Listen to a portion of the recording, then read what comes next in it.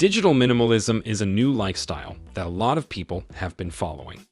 It's the calm, happy people who can hold long conversations without fidgeting with their phones. They can lose themselves in a good book, a woodworking project, or a leisurely morning run. With no need to document every moment, they can have fun with their friends and family. Despite keeping up with the news, they don't feel overwhelmed by it. In addition, they do not experience fear of missing out, since they already know what activities give them meaning and satisfaction. Today, we'll be going through everything you need to know about these concepts and how you too can become a digital minimalist and change your life. Let's begin. The man behind the concept of digital minimalism is Cal Newport, an author and computer science physician who wrote a book of the same name. In his book, Cal argues that we need to start questioning what types of digital technology actually bring us some sort of benefit in our lives. He also argues that most people live a digital maximalist or techno-maximalism lifestyle. In his book, Cal Newport mentions that digital maximalism is the idea that people will buy whatever piece of technology that's out there as long as it brings some sort of convenience to them. Not only that, but it's when you simply look at the value and convenience it brings to your life and nothing else. You feel like more is better, but you don't look at the negative consequences that it might have. Cal says that people fail to factor in the cost of the time and attention they spend on these products. For example, if there's a new feature out on Facebook, Twitter, or Amazon that's completely free and you feel that it brings a lot of value to you, you're gonna use it.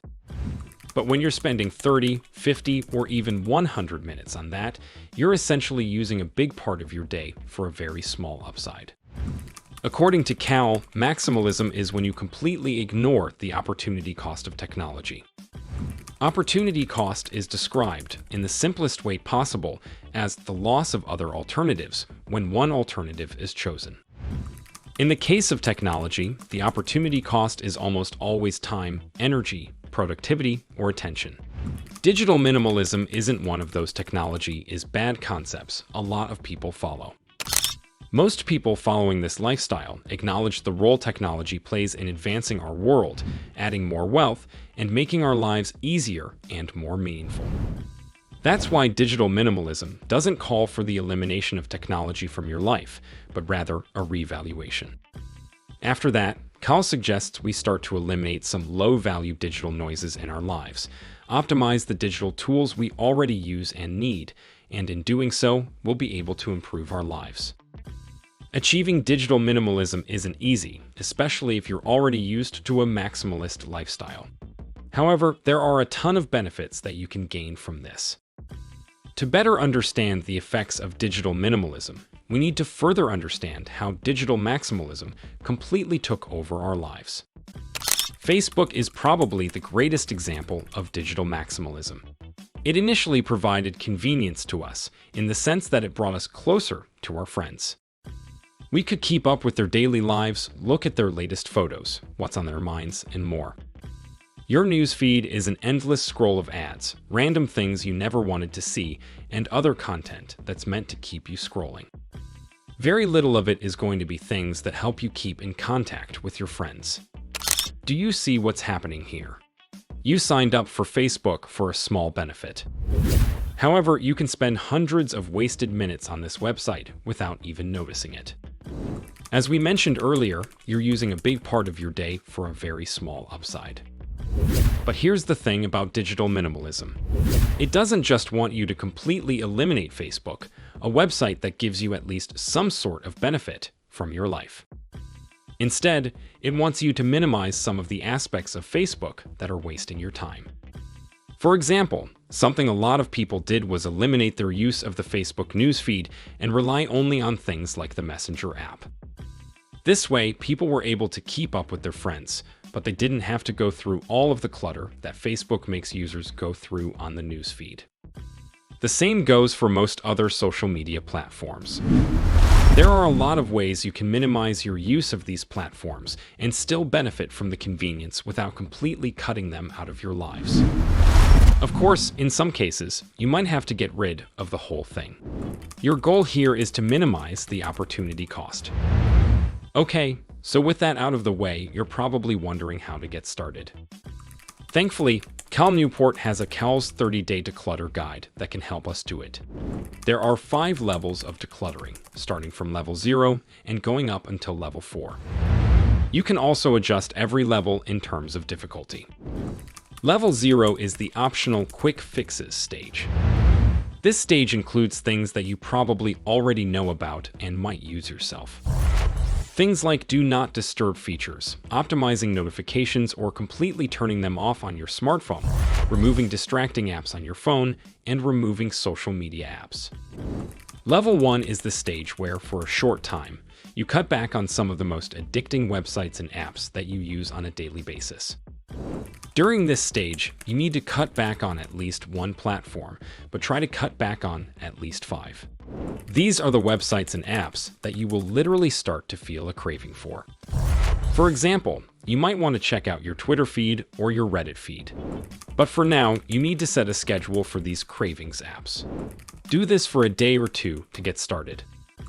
Level 2 is almost the exact same as Level 1. But now, the difference is that instead of just cutting back on these apps and websites for a few days, you need to do it for 30 consecutive days.